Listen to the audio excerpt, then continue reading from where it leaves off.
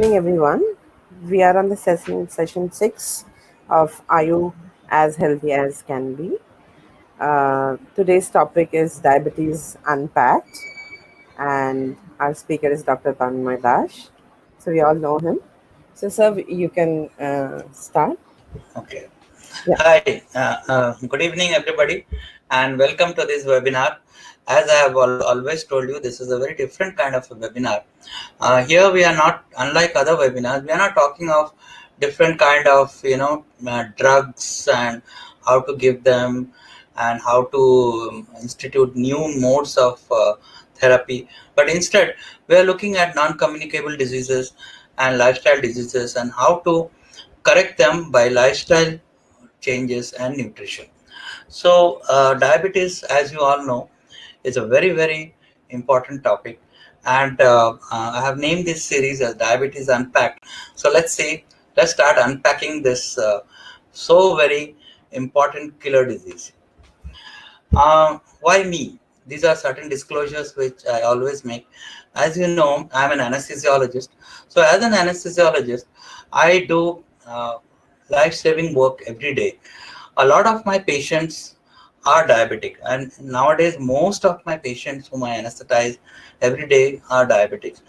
And over the years, this has been a growing realization that though I do uh, state of the art work and take care of the patient during the operation and in the post-op period, but what am I doing at the end of the day? What am I doing to know the real cause of diabetes? Every year the disease is occurring in more and more patients. So what am I doing trying to do to understand that? And this also happened to me quite a few years back. I had become pre-diabetic, but through did a lot of research, and instead of going and starting taking drugs in the conventional manner, I managed to get rid of my pre-diabetes by doing lifestyle changes, mainly nutrition. And this is through scientific evidence which I'm now sharing with others so that others can benefit too. I'm also listed as a low carb specialist in dietdoctor.com and a lifestyle coach for chronic diseases in foodmed.net. But I do not get any financial remuneration from there. So these are my disclosures. Certain important disclaimers which I must make every time, that these webinars are for your information purpose only. What I'll be sharing here is designed to help you to make informed decisions about your health, and it is not intended to serve as a substitute for professional medical advice. So mind you, if do not start or stop any medicine just by listening to me. This is not a doctor patient platform. You must take this information and consult and work with your doctor to make any changes in your lifestyle, especially if you are on medication, as I already said. Now here is a peculiar thing. You might not come across a doctor who is willing to be to listen to what you're going to tell, or this is a different way of therapy. So that is why I am doing this. So, and this SCP platform is a wonderful platform where there are doctors and there are other people who can get this information at the same time, and this will help to spread the awareness. So that is my hope, that to reach as many medical professionals as possible. And even if I manage to influence one doctor, thousands of patients will benefit. So that is my one of the reasons which I am doing it. Okay. So with this disclaimer, I must warn you that what I'm going to talk today might sound like a horror story, especially when diabetes is concerned.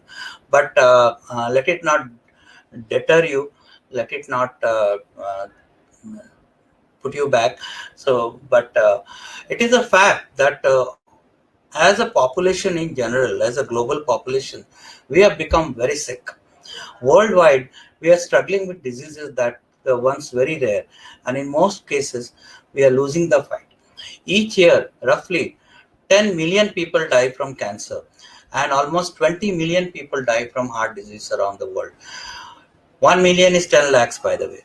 And half a billion of us, that is around, have diabetes, which if you don't get the number, what it means, I'll come to that. So these are the opening lines of a book by Dr. Benjamin Bickman, the insulin scientist whom I always talk about. So not only we are sick, we have learned to become helpless, because if you look at the guidelines which most doctors follow and advise, and it's spread all over the world, uh, till very recently, these are the things which the guidelines would tell you. For most people, type 2 diabetes is a progressive disease, and eventually, oral medications may not be enough to keep the blood glucose levels normal. Using insulin to get blood glucose level to a healthy level is a good thing, not a bad one. If you go to Diabetes Australia, the same thing. Over time, most people with type 2 diabetes will also need tablets, and many will need insulin. It is important to know that it is just the natural progression of the disease. So this is very disheartening. That is what is the problem. Now, this is most of the doctors follow these guidelines. So what happens is, when you go to your doctor and you're diagnosed with diabetes, the doctor also tells the same thing. That diabetes is a progressive disease. The medication which I am going to prescribe will help to delay the consequences of having diabetes for about 10 years or little more. But after that, you will develop some of or all these symptoms. Loss of eyesight. These are end organ damages, we call it. Loss of use of your legs, and probably loss of limbs entirely. So this is once again a very, very, disheartening. And if you look at the WHO message, they have come up with a report on diabetes for the first time as late as 2016. They also say that diabetes is a chronic, progressive disease characterized by elevated levels of blood glucose.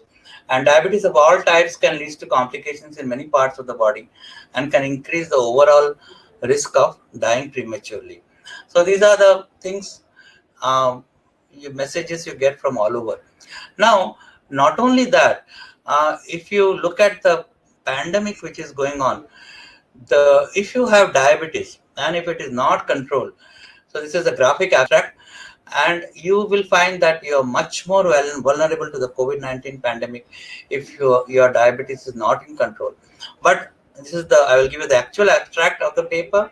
So type 2 diabetes correlates with a worse outcome in COVID-19. Now, if type 2 diabetes is associated with a higher death rate just because you have the disease, but diabetes, if you are under control, die at a lower rate. But in general, diabetics are much more vulnerable to the disease. So everywhere, diabetes becomes a problem. If you look at the data from our country, every 12th Indian is a diabetic, and every 7th Indian is a pre-diabetic. I will elaborate more on the data from our country a little later. Now, so what is the scale of the problem, the huge problem that diabetes is? Let us have a look at the WHO report, which I just told you about. So if you look at the graph going up from 1980 to 2014, and if you look at the regions of the world, you see that this is the Eastern Mediterranean region which has gone up maximum, and this is the Southeast Asia region where it has really gone up. The curves have really gone up. So this is data from 1980 to 2014. Now, if you look at the income groups, you will find very surprisingly that the maximum number of cases have gone up in the lower middle income and the upper middle income group.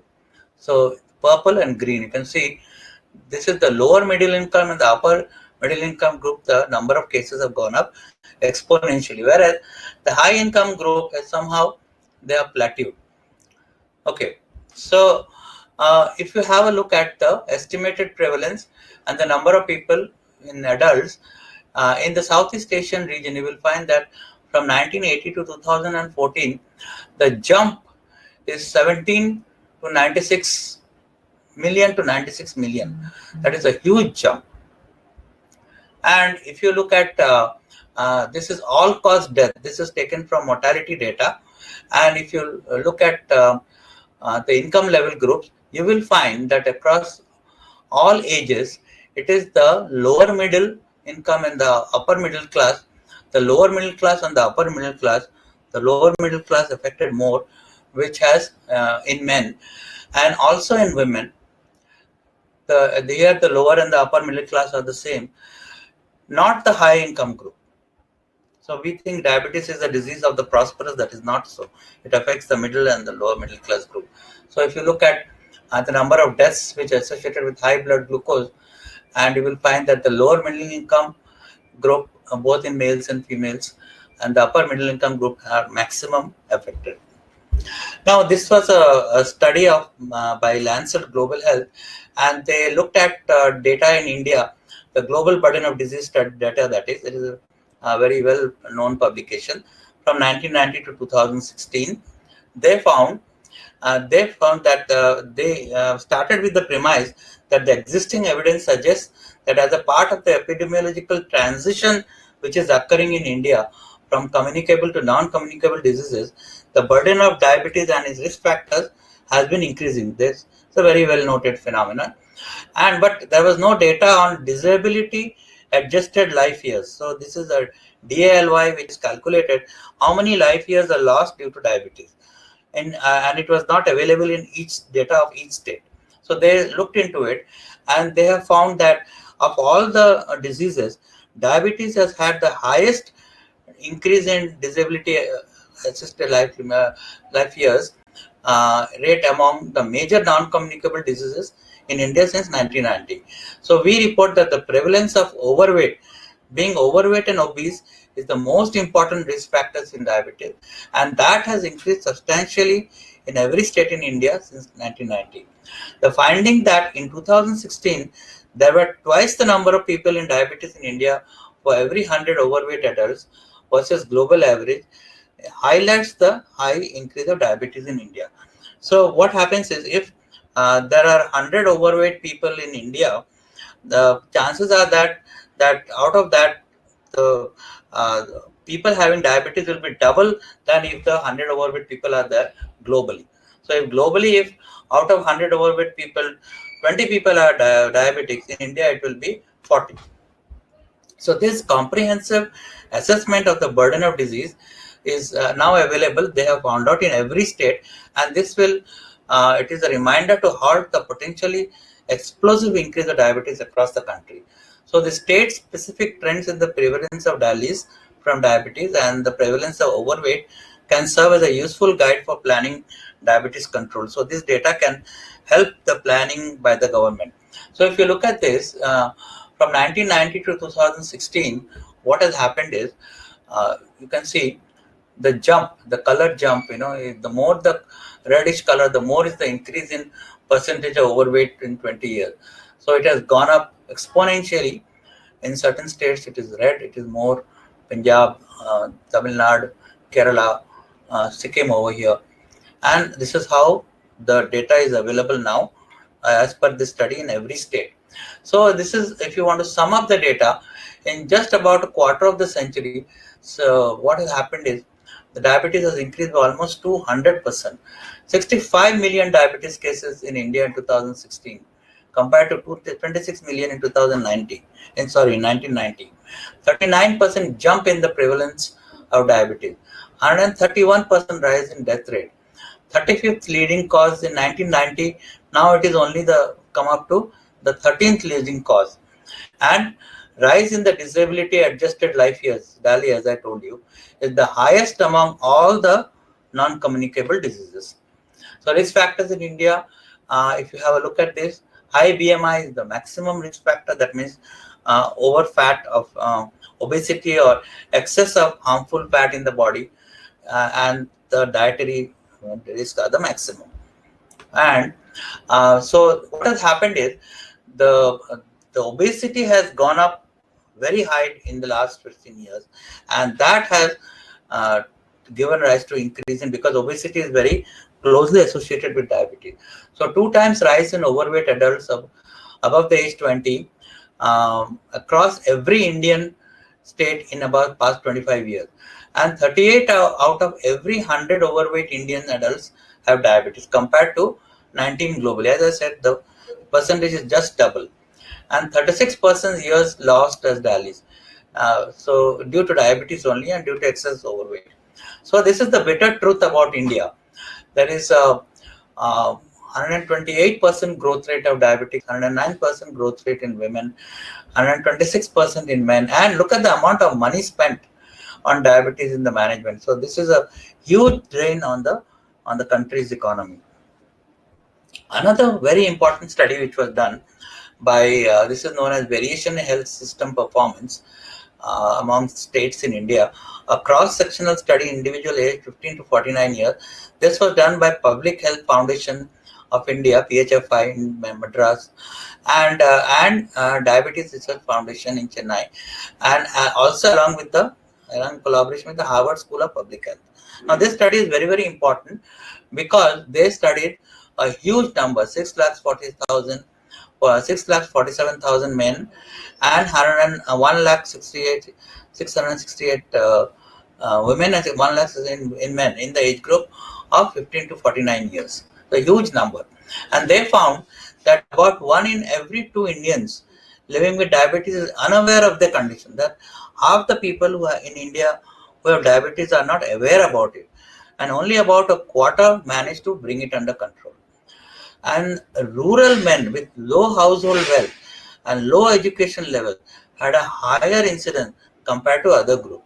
So we think that diabetes is more in the urban area, more in the prosperous people.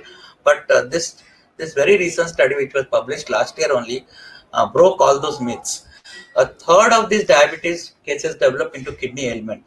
This is one of the co-authors who has expressed this statement that a third of these cases develop a kidney ailment which will require either a transplant or a dialysis. And imagine at least 30 to 40 million people suffer from it. Our health system is simply not geared to take it. We just do not have enough donors, and dialysis costs are at least 3 lakhs per year, a cost that most people who are affected will not be able to afford. So this is what is so surprising. Rural men are more susceptible. Rural men with lower education levels and household wealth were associated with a higher prevalence, this study found. And women perform slightly better, possibly due to the routine screening which they undergo for gestational diabetes during the antenatal care. Now, this trend for rural poor raises a lot of concern as they have the lowest access to the high quality care for the complications resulting from diabetes and also are most likely to foot heavy medical bills for them. This according to this study. And since many of these individuals are subsistence farmers, mind you, they also rely on their physical health to earn their livelihood. And this particular study from India Spend showed that out of pocket health expenses drove 55 million Indians, more than the population of South Korea, Spain, or Kenya, into poverty in 2011 and 2012. So look at the alarming data, which diabetes driving people to poverty. So what happens if in a population there are people, 100 people who are diabetic, if and out of them 50%, almost 50% are unaware that they are diabetic, and they are simply lost to treatment. And what happens? These untreated, so they are not treated either. They contribute to the untreated and uncontrolled group. Those who are aware, some are treated, and of those who treated, some 25% are controlled. So what remains is only out of these 25% are controlled and others are unaware and uncontrolled. So that also is a huge problem. So of all this huge study, of the 7,29,829 participants, 3.3% were found to be suffering from diabetes. Of these, 52.5% were aware that they had diabetes, while 40% sought treatment for it, and only 24.8% had it under control. The remaining 75.2% are said to be lost to care. So if you look at the states, you will find that the ones which are dark green have more prevalence. The southern states have had a higher prevalence: Andhra, Karnataka, Tamil Nadu, and Telangana. In comparison, Uttar Pradesh and Rajasthan and Bihar are less. West Bengal is around 4.2, somewhere in between. Um, I don't want to comment why, but I will quote one of those doctors from the study. There is a high intake of polished rice which has less fiber content. This diabetologist said this is absorbed faster, leading to faster insulin secretion and at a higher level. Over a period of time, this leads to pancreas becoming weaker. Moreover, there is a westernization of food and more intake of maida, he says. I will come to my interpretation a bit later. So this is what one of the authors have said. So in conclusion of this important study, although the prevalence of diabetes remains higher in economically, it is already higher in economically and epidemiologically advanced states, it has increased more rapidly in the less developed states, which are home to a large proportion of India's population. If uncontrolled, the health costs of diabetes and its complications are likely to take a heavy toll in India's healthcare system in the coming decades. So that is what they have warned in this study. So because of the another problem is we do have a policy, but the implementation is weak. And that is why the majority of the patients with diabetes have no option but to seek help from private sector, incurring a considerable out-of-pocket expenditure on treatment. The problem is further aggravated because of substantial variation in the prices of drugs in the Indian pharmaceutical market. So, and because diabetes is not a notifiable condition, like if a case of COVID-19 is detected today, immediately it is notifiable. But diabetes is not notifiable, and very few data is available on patients treated in the private sector, and its actual burden is unknown. As a result, it is estimated that India might be having a greater burden, so the actual data is underestimated. Okay, so having had a look at this huge state of huge uh, data and the state of affairs, we have to ask ourselves, how did this happen? How this type 2 diabetes become an epidemic? So unless we understand this, we will not be able to deal with the problem. So since 1980, this is a single generation, you can say. The number of people around the world afflicted with diabetes has simply quadrupled. So how did this ancient disease become a 21st century plague? So this we have to answer. So bear with me. I will take you through a very short and interesting history of this epidemic. History that how diabetes, which was once a very rare condition, has become the epidemic today. So we go back to not to millions of years, but to 1550 BC, where the first record is there in the ancient Egyptian medical text, Eber's Papyrus. First described this condition as passing of too much urine. Around the same time, in the Hindu writings, we got it right such a long as early as 1550 BC, some time back. That which it was known as the Madhumeha, which is means honey urine. Afflicted patients, often children, were mysteriously losing weight, and attempts to stop the wasting were unsuccessful despite continual feeding, and the disease was almost uniformly fatal. Curiously, people found that ants were attracted to the urine, which was inexplicably sweet.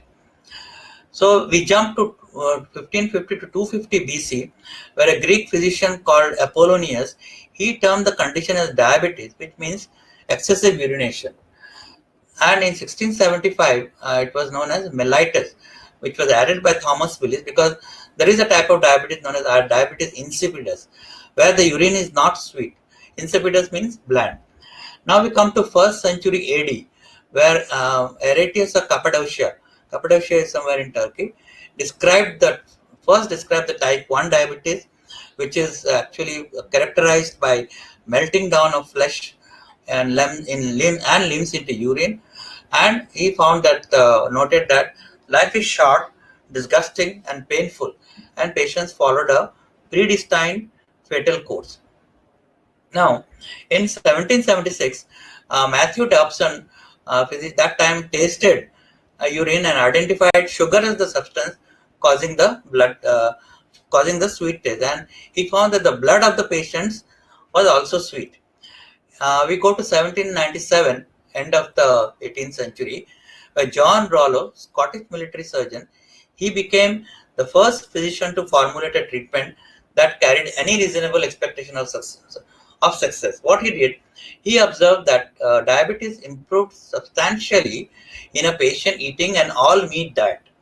Given the uniformly grim prognosis of diabetes, this approach was a breakthrough. And this extremely low carbohydrate diet was the first diabetic treatment of any kind. So history does teach us lessons.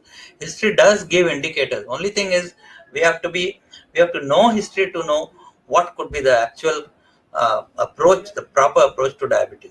So here was a hint. This is about French physician Pierre Pory. He advised that he advised just the opposite, to eat large quantity of sugar. He thought that since you lose a lot of sugar in the urine, so replace it with a lot of sugar. While the logic was reasonable, it was not a successful strategy. One of his colleagues, who was diabetic, who was unfortunate enough to follow his advice, later died. So this was, ridiculous thing that happened. However, this outcome foretold the grim shades of our own highly ineffective advice to follow a high carbohydrate diet in the treatment of type 2 diabetes. So once again, history gives us a lesson. We come to 1800, where Apollinaire Bouchard, he was the founder, known as the founder of modern diabetology. He established his own therapeutic diet-based observation, based on the observation that periodic starvation during the Franco-Prussian War reduced urinary glucose. War also teaches us a lot. So his book, De la Glycosurie or Glycosuria, laid out his comprehensive dietary strategy, which forbade all foods high in sugars and starches. Another important observation from history. So we come to a turn of the century in 1889. Dr. Joseph von Mering, he from the University of Strasbourg, he experimentally removed a dog's pancreas and that was found to be a comma-shaped organ between the stomach and the intestine. The dog began to urinate frequently, which Dr. von Mering astutely recognized as a symptom of underlying diabetes. And testing the urine confirmed the high sugar content. So in the 20th century, Dr. Edward Sharpe Schaeffer, he is regarded as the father of endocrinology. He proposed that the deficiency of a single hormone, which he called insulin, which was responsible for diabetes. How did the word insulin came? Insulin means insula means island. So that is how the word came. And because this hormone is produced in the cells which are known as islet of Langerhans in the pancreas. So by the turn of this century, what had happened? Two prominent American physicians, Frederick Madison Allen and Elliot Jocelyn, became strong proponents of this intensive dietary management. So given there was no other treatment, insulin had not yet been invented. So what dietary treatment did they propose? Dr. Allen, for example, he thought that diabetes is as a disease which the overstrained pancreas could no longer keep up with the demands of a excessive diet. So he had a treatment known as starvation treatment, so which was very low in calories, less than 1000 calories per day, and very restricted in carbohydrates also, less than 10 grams per day. So these patients were admitted to the hospital and given only whiskey and black coffee every 2 hours from 7 a.m. to 7 p.m. So this regime was continued daily until the sugar disappeared from the urine. This was quite drastic, quite unscientific, I would say. So why was whiskey included? When asked, he said it was not essential, but it was administered simply because it keeps the patient comfortable while he is being starved. So the response of some patients was unlike anything seen previously. Some patients improved instantly, while almost miraculously. Others, however, starved to death, which was euphemistically called inanition.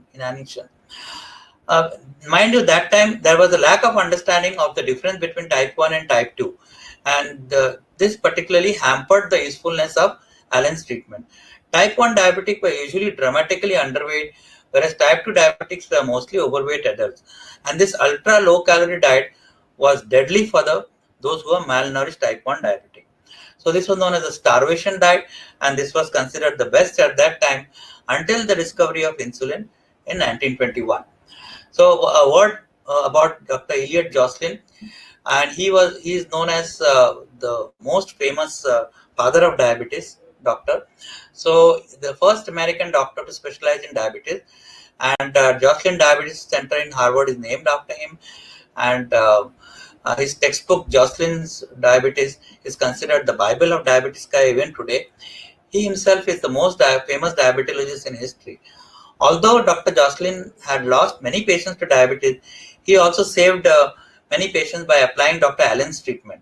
He wrote that in 1916 that the temporary periods of undernutrition are helpful in the treatment of diabetes and will probably be acknowledged by all after these 2 years of experience in fasting. He felt that the improvements were so obvious to everybody involved that studies would not even be necessary to prove the point. So what happened? We'll come to 1921, where Frederick Banting, Charles Best, and John McLeod made the breakthrough discovery of insulin at the University of Toronto. So this was known as the discovery of the century. They isolated insulin from pancreas of cows, and with James Collick found a way to purify it. So and then in 1922 they tried it on their first patient, whose name was Leonard Thompson. He was a 14-year-old boy with type 1 diabetes. He weighed only 65 pounds when he started, around 30 kgs I would say, when he started insulin injection. His symptoms and signs rapidly disappeared when he and immediately gained a normal weight. They quickly treated 6 more patients with equally stunning results, and the average lifespan of a 10-year-old at diagnosis increased from 16 months to 35 years. So this was really miraculous treatment. And Eli Lilly company and partnered with the University of Toronto to commercially develop this revolutionary new drug. The patent was made freely available to the entire world and could benefit, so that the entire world could benefit. By 1923, 25,000 patients were being treated with injected insulin, and Banting and McLeod received the Nobel Prize for the Physiology of Medicine. So in the entire medical world and in entire globally, there was euphoria. So the miraculous cure for diabetes has been discovered. With the momentous discovery of insulin, it was widely believed that diabetes had finally been cured. But the story didn't end here. British biochemist Frederick Sanger determined that the molecular structure of human insulin, which gave him the 1958 Nobel Prize in Chemistry, because now insulin could be manufactured. Now, what happened was insulin discovery actually overshadowed the dietary treatments of the previous century, essentially throwing them into general disrepute. So, since it was believed that insulin is the cure for all diabetes, so the dietary treatment just went out of vogue. But the story of diabetes does not end there. In 1936, Dr. Percival Himsworth did some remarkable work. He was responsible for classifying type 1 and type 2 diabetes. So he noted that some patients were very sensitive to the effect of insulin, where others were not. So giving insulin to the insensitive group did not produce the expected effect. Instead, lowering the blood sugars efficiently, the insulin seemed to have very little effect. In 1948, Jocelyn himself speculated that many people had undiagnosed diabetes due to insulin resistance. In 1959, the two different types of diabetes were formally recognized, and Dr. Himsworth was mainly contributed to it. That is type 1 diabetes. It was initially known as insulin dependent diabetes, or type 2 diabetes, or non-insulin dependent diabetes. You must have heard these terms before. But these terms were not entirely accurate, says many type 2 diabetes also are prescribed insulin.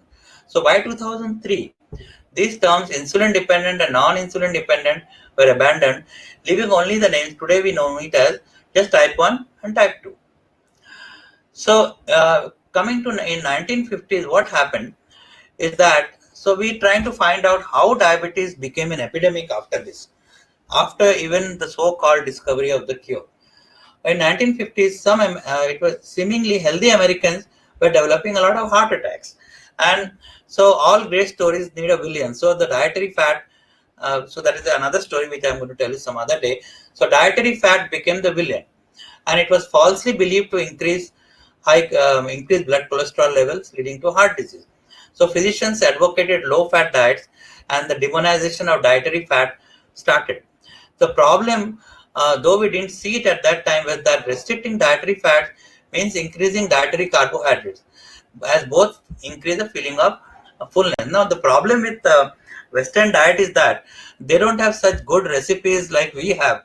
We have a 3,000-year-old culinary tradition. So, if you remove fat from our diet, which was there in America from early 18th century or 19th century, the diet becomes very bland. So to make it tasty, you have to add back something, and to add back something, that something was a sugary substance, either sugar or high fructose corn syrup. So that is what happened over there. So since fat became a culprit, everything was advocated as low fat, and to make up for it, sugar was added. So what happened? By 1968, the United States government formed a committee to look into the hunger and malnutrition across the country. A report released in 1977 called the Dietary Goals led to the 1980 Dietary Guidelines. These guidelines included several specific dietary goals, such as raising the carbohydrate consumption to 55 to 60% of the diet, and decreasing the fat consumption from approximately 40% calories to 30%, because fat was believed to be a villain. So the famous food pyramid was published and advocated in 1980. So, and there was no scientific evidence actually. And this formally fattening carbohydrates, which were there in early 19th century, was reborn as a healthy whole grain. So grains were said to be healthy, and the food that forms the base of the pyramid means eat more, which included bread, pasta, potatoes, which in the days of 1910 and all, where people were told not to eat in diabetes, and people were advised to eat over here in 1980s. And these were the precise foods which were previously avoided. And these are also the precise foods that provide the greatest rise in blood glucose and insulin. So here is how the epidemic started.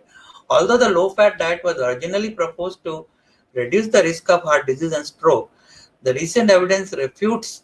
Actually, if you look at the evidence today, the evidence refutes the link between cardiovascular disease and total dietary fat. Similarly, the link between natural saturated fat and heart disease is also proven to be false. The most recent dietary guidelines for Americans released in 2016 have removed the restriction of total dietary fat in a healthy diet. I don't know whether you know about it. I will share the actual papers with you later. But in 2015, the AHA declared that cholesterol is no longer a nutrient of concern.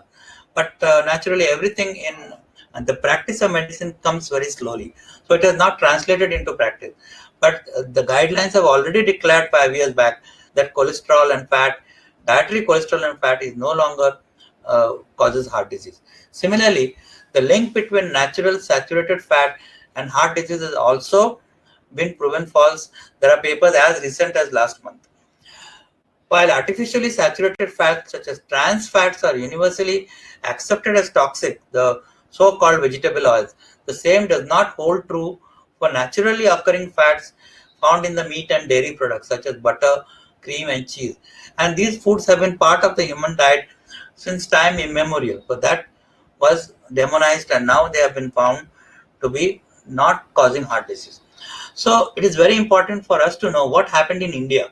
So during this same time, several changes occurred. Let us see what are the changes.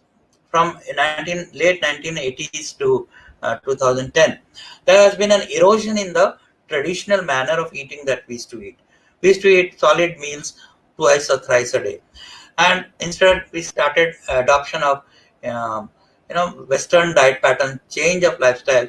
Meanwhile, what happened was the wheat and the rice became genetically modified, and we started eating polished rice. And also the international dietary guidelines were adopted by our country. by the doctors and by the guidelines, body of guidelines which was given. And there was easy availability of processed and ultra processed foods, like anything out of a packet like is an ultra processed food. And also during late 80s and 90s, there was introduction of these so-called heart healthy vegetable seed oils, which was marketed as heart healthy but were actually not.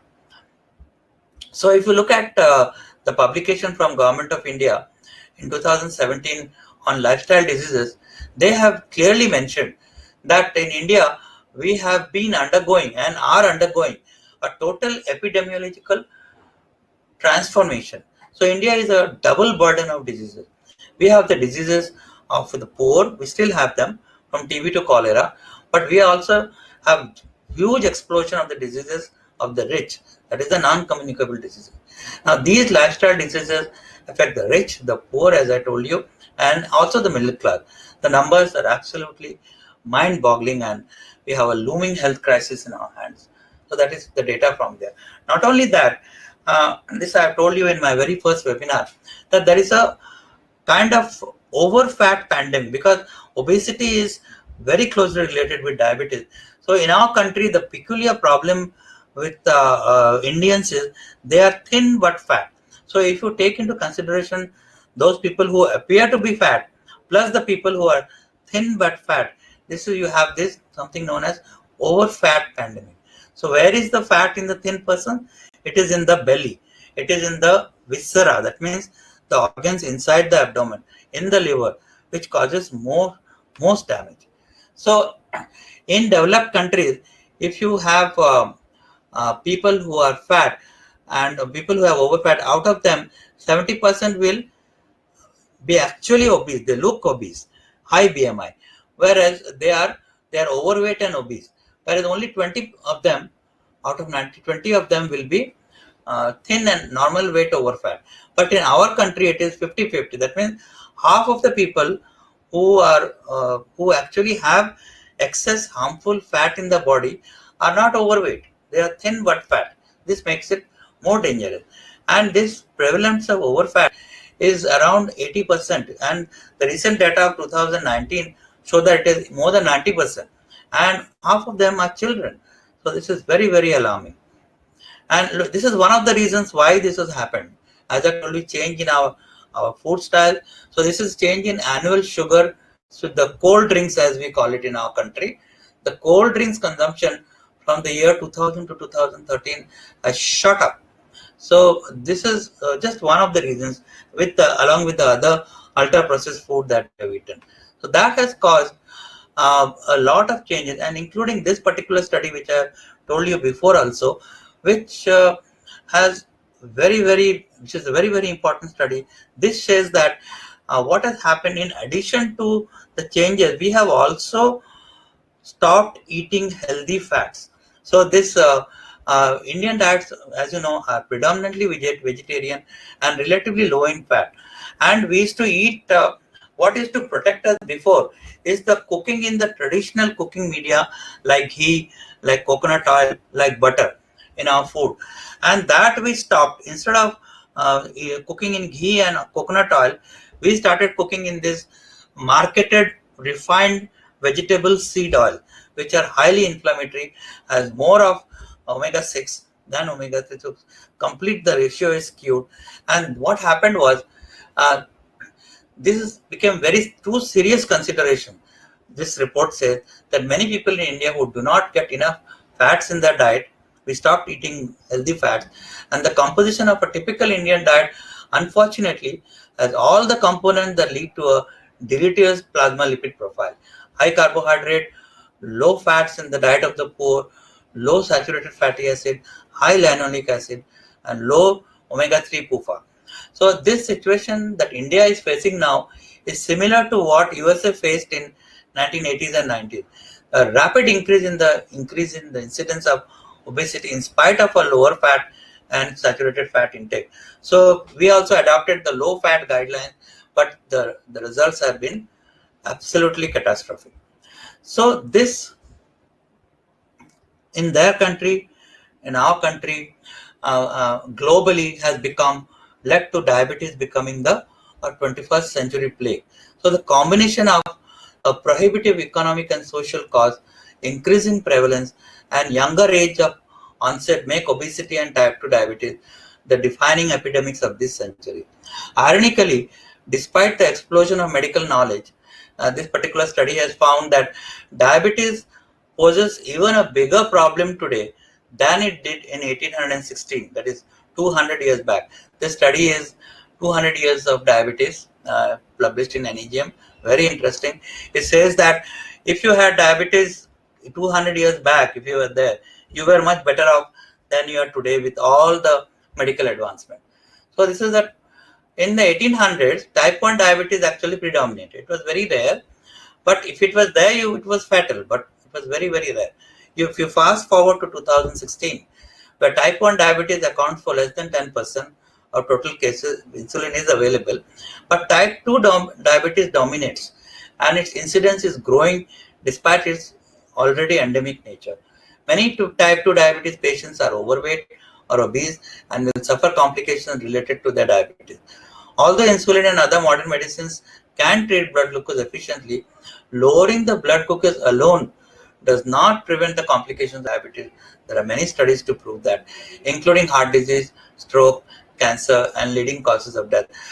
These studies I will tell you in my subsequent webinars, but there are very well done studies to say that keeping the blood sugars low, tightly controlled, does not prevent end organ damage, does not prevent the long-term complications.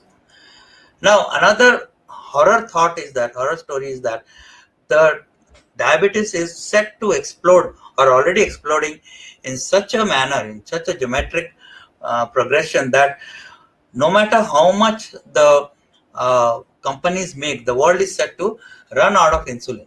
Just imagine in a day, already there are people who cannot afford insulin. It is so expensive, and as it is, insulin will become short in just about another 10 to 10 or 15 years time, and there will be just not enough insulin for the world, no matter how much you are ready to pay for it. Already there was a report in the US that there was a murder committed for lack of availability of insulin. So this is a real tragedy, that we should have a worldwide epidemic of one of the world's oldest diseases. Whereas other diseases there are some control, I will not say full cure, like from influenza to tuberculosis, they are bugs. They are not communicable. They are not non-communicable diseases, but at least they have been controlled. But here is something which one of the reasons I always tell, that I told you last time also, is that we have come from an era of antibiotics where we used to kill the drugs with antibiotics, kill the bugs with antibiotics, and we tried to apply that to non-communicable diseases. So that simply has not worked. So the question remains, why did we not understand the whole thing? Why are we so powerless to stop the spread of type 2 diabetes? Why are why we cannot stop it in our children? Why are we not able to stop the end organ damages and the complications? Why are we, why more than 3,000 years after its discovery, there is still no cure? So this is what we need to look into. So unless we understand this, we will not understand how to go into the into the inside of it and how to reverse the disease. So in the words of you must have heard of Sun Tzu, the famous, who wrote that know thy enemy. Unless you know thy enemy, you will not be able to conquer the enemy. So basically, we have fundamentally misunderstood the disease called the type 2 diabetes. To design rational treatment that have a chance of success, we must begin again. We must rethink the entire cause of type 2 diabetes. We must understand the root cause. Also, what is the cause of type 2 diabetes? Why does it occur? Who gets it and who doesn't get it? So unless we know this, this cannot be conquered. Okay, so I would like to take your opinion on this. Can you conduct the polls? It's a very simple question, couple of them. So diabetes is a chronic progressive disease, yes or no? Vijita, are you there? Can you conduct the polls? Yes, sir. Yeah.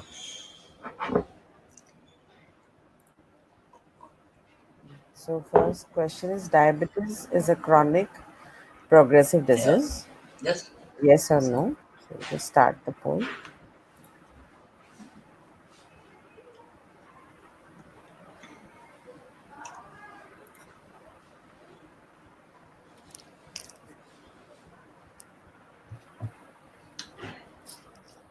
Interesting. So I think more people Yeah. are saying yes. 88%. Yes. Yeah. Okay. We end the poll here Yeah. and go to the next question. Poll number two. Question number two. Lowering the blood sugar is the primary goal of therapy of type 2 diabetes. Yes or no?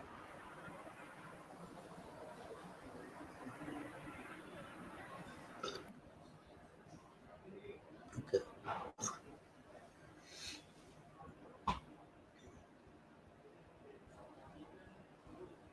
Okay. End the poll.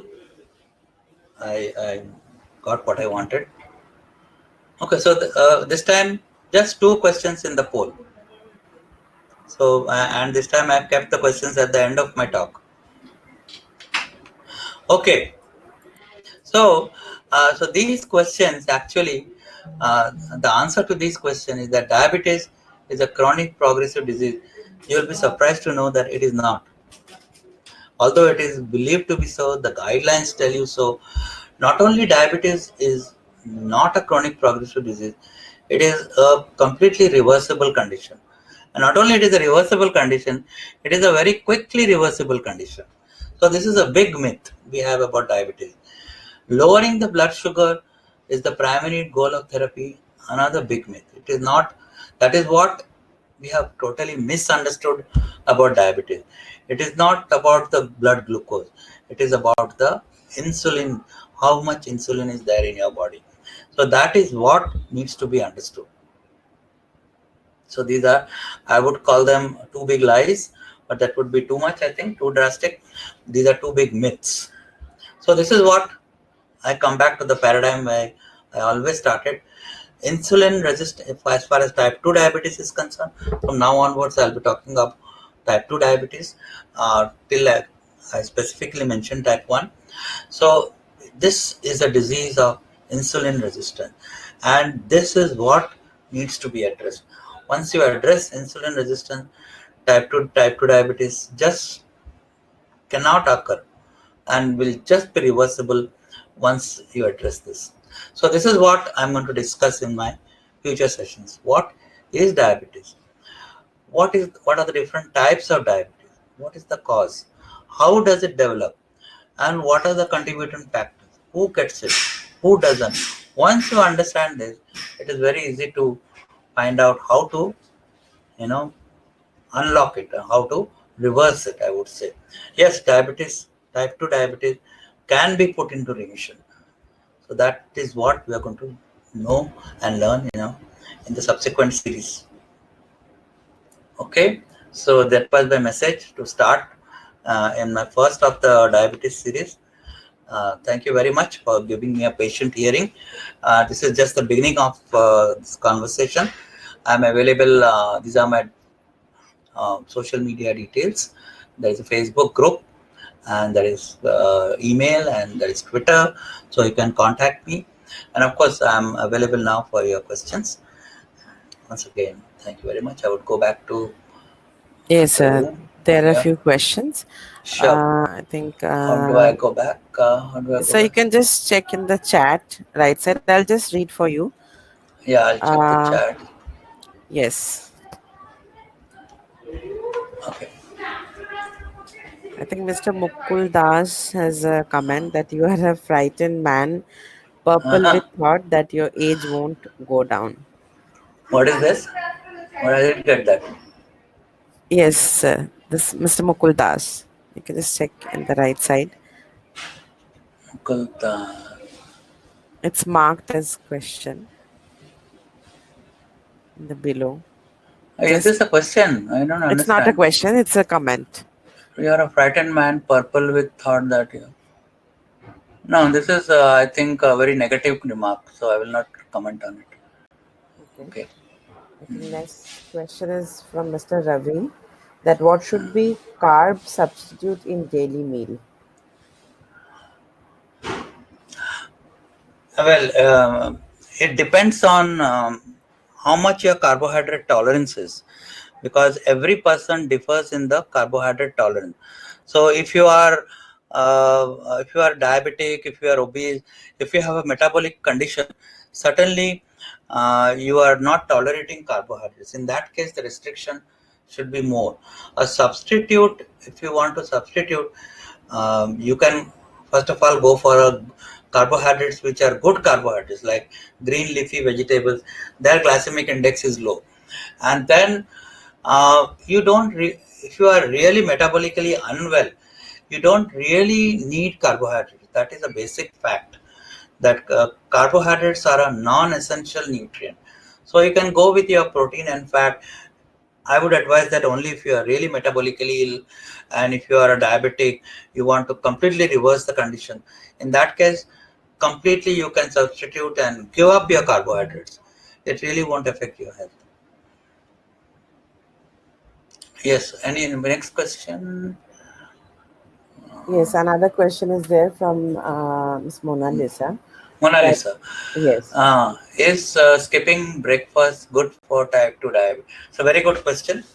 One of the ways by which type 2 diabetes can be reversed is a very powerful method known as intermittent fasting. So, in intermittent fasting, you give a good period of time for say 16 hours, 14 to 16 hours. I advocate 16 hours uh, fasting, and then a 8 hour of eating window. During that 16 hours can cover your breakfast. Mind you, if you are on medications, don't try to do it alone. You have to work with your doctor. So if you don't have that way, skipping breakfast is good for type 2 diabetes, because if you don't eat breakfast, you are giving a fasting window which is longer, and that fasting will reduce your serum insulin level, which in turn will bring down your glucose levels. So yes, skipping breakfast, as I told you in one of my previous webinars, is a very recent invention in dietary habits of man. Over millions of years, men didn't evolve by Homo sapiens did not evolve by eating breakfast. They evolved by getting up in the morning and going hunting for their food. And breakfast, the concept of breakfast is just about 200 years old or less than that. So this concept of breakfast is the most important meal of the day is a very marketed concept. I say sometimes that yes, it is the most important meal of the day, provided you don't have it. Next okay. question. Next question is from Ms. Shireen. That Yeah, what are healthy alternatives for refined oils for cooking? very good question. What used to use before, like the traditional cooking media, ghee is perhaps in our country would be the best cooking media. Coconut oil, and whatever I would allow some oils which can be obtained by cold compressed means, like we call it kachi ghani at times. So that whatever the problem with the refined oils which you find in the supermarket is these seed oils. They are heated to 1200 degrees centigrade, and then they are refined. So heating at 1200 degrees centigrade makes them very inflammatory. So these directly cause insulin resistance, directly cause inflammation in the body. So that is the issue. That is why they should not be used as and that they are there everywhere. You open a packet of chips, you not only get processed carbohydrates, you get the trans fat and that vegetable oil. You open a pack of peanuts, you will find masala peanuts. You will find it is fried in one of the vegetable oils like cottonseed oil or something like that. So they are there everywhere. You have to be very careful. Cooking, try your best to remove all these white vegetable oils from your house. Try to cook in traditional cooking media like ghee, like uh, Olive oil is not a very good medium for a high temperature cooking, but certainly you can add it to salad. Butter is there, and ghee is there, and coconut oil is there for you. I think she has another question, that Tell is me. kept diet a good option for type 2 I don't diabetes? understand what is kept diet. That is what I also Ask her asked. to. Can you please clarify what is kept diet? Okay. Okay. Hitesh, Yeah, does Dr. Hitesh. diabetes does diabetes be Could could be be reversed? via dietary Medicine, modifications. diet medicine, reversal of diabetes or regular. Okay. Yes. Let me answer your question in a few points. Type 2 diabetes can be reversed via dietary method. Exercise is good, but exercise will only help the dietary intervention. Uh, Diet as medicine, yes, that's what I am talking about. It is possible. I will be dealing with it in my next few seminars. I think she has asked for keto diet. Keto diet Okay, for, okay. So kept right. was a mistake. Huh. Yes. Once again, a ketogenic diet advisable for. Yes. Yes, it is. It helps because a ketogenic diet is a diet with less than 10 grams of carbohydrates. So what happens is when you take a ketogenic diet, it means that your body goes into a state of nutritional ketosis. Now, please, doctors who are here, do not confuse the word ketogenic or ketosis with diabetic ketoacidosis. That is a completely different thing altogether. Nutritional ketosis is what I'm talking about. Your body then starts utilizing breakdown of fat products as fuel. So when you reach a state of nutritional ketosis, your body's metabolic switch, which I talked about, gets activated. Now this then the body switches from carbohydrates to fat. Body is like a double engine, so it switches from carbohydrates to glucose to fat, like ketone bodies with breakdown product as a fuel, and that gives you much more energy and it's a much better fuel. So that is how a ketogenic diet will help you to reverse. So you just don't need the carbohydrates, and if you don't eat carbohydrates, you just don't have type 2 diabetes. As simple as that. There are a few other factors, but in general, you need the drugs only because you eat carbohydrates. So yes, ketogenic diet is going to help. Another question is there from Mr. Arnav, that is there Yeah. a difference between insulin response to meals earlier in the day compared to meals later in the night? Who is this? It's a very good Uh, question. yes. Arnav, yeah. Uh, Arnav yes. is talking about circadian rhythms. Ideally, yes, if you were to eat, the best time of the day would be the morning, because that is when the cortisol levels are high, and you can eat, and that later on the insulin levels would be very low in the morning. But at the same time, it may not be very practical. Like for me, I eat once a day, but I have chosen the dinner time as my only one meal because of many practical reasons. But if you look at physiologically, yes, morning time would be the best time to eat if you have to eat one meal a day. Somebody has asked, do you recommend, Mr. Poe, do you recommend minimum 130 gram carbohydrates? No, that would be a disaster. I recommend less than 10 grams. 130 grams is a disaster. Your body will not take it. I mean, we are not just built to have so much of. Very few people will be able to tolerate so much of carbohydrates per day, day after day, year after year. Um, I think another Debashish question. wants Yes. and if diabetes with hypertension can be reversible. Debashish, yes, both have insulin resistance as the hyperinsulinemia and insulin resistance as the basic cause of type 2 diabetes and hypertension. Many a times it has been seen that when you address this insulin resistance, Hypertension, that is high blood pressure, is one of the first things to go away. Patients do not need blood pressure medications, and slowly, more slowly, patient can get rid of the diabetes medications also.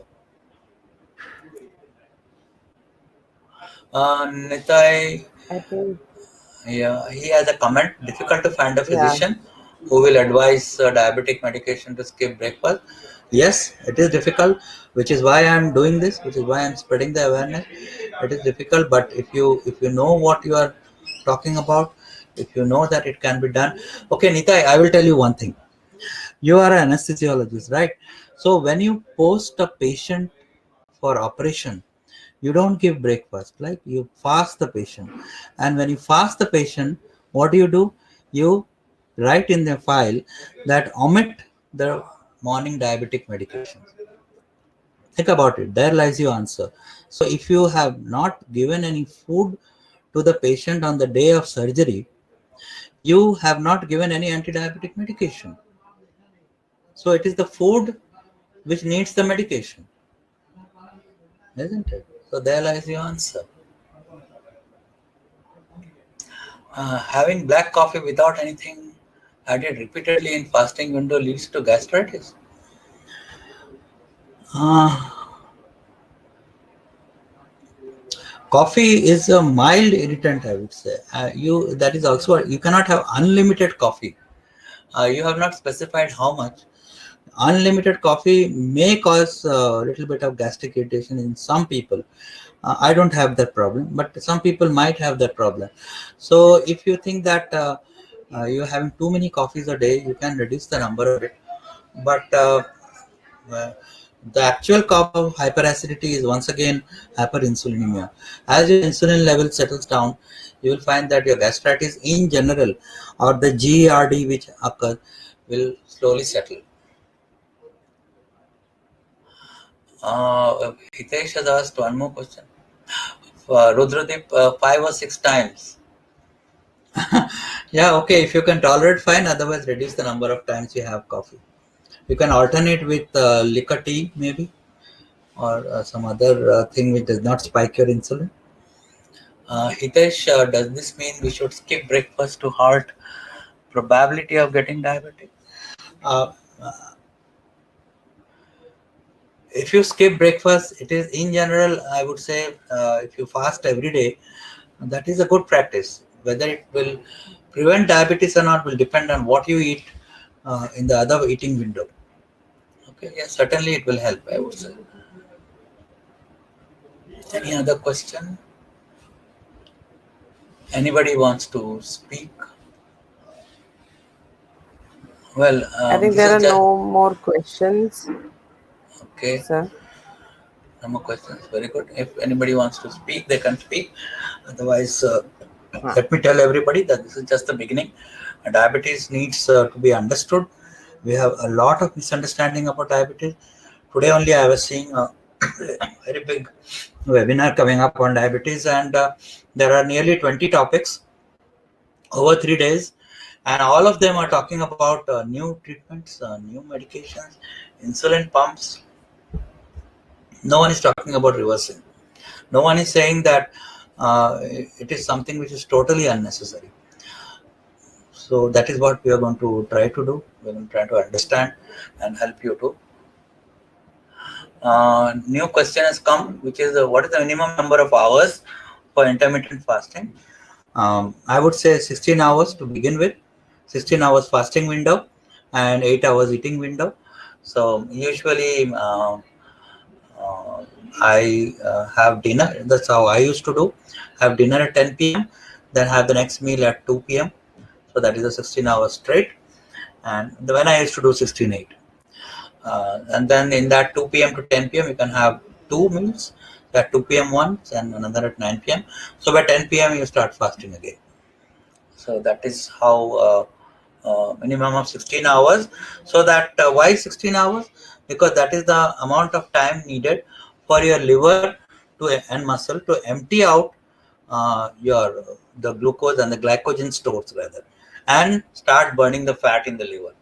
So that is the exercise for the fat, mind you. You cannot run and jump and jog and exercise your liver. So exercise will help with the muscle, but with the liver, where the most dangerous fat lies, you need to fast. That is the exercise. Thank you, Mr. Bagul, for such a kind message. Fenugreek seeds. Well, all these are adjuncts. All these are. You cannot have a high processed food meal and junk food and take fenugreek seeds, thinking that that is going to help. The real thing is the insulin resistance. All these fenugreek seeds and neem and karela and these are adjuncts, very mild effect or no effect rather. Main thing is the main cause is somewhere else, so one needs to address that, and we are going to come to that from next time onwards. So please be with me once again. Thank you everyone. Please be with me for the next few episodes of this so that we can get to the bottom. So let us travel together and find out. Thank you. Good evening, and So I'll see you thank you next time. very much for this wonderful session. I think we are done with all the questions today. That's great. So we'll again come back. Yeah. Yes, sir. Okay. Thank you Any all. other questions you can give in the feedback? Right, right. So we'll Yeah. be sending all the feedbacks. Yeah. Please fill up your feedback forms. It's very important. I get Right. to know what you're thinking, and So, we can go accordingly. yes. Thank you, sir. Okay. Welcome.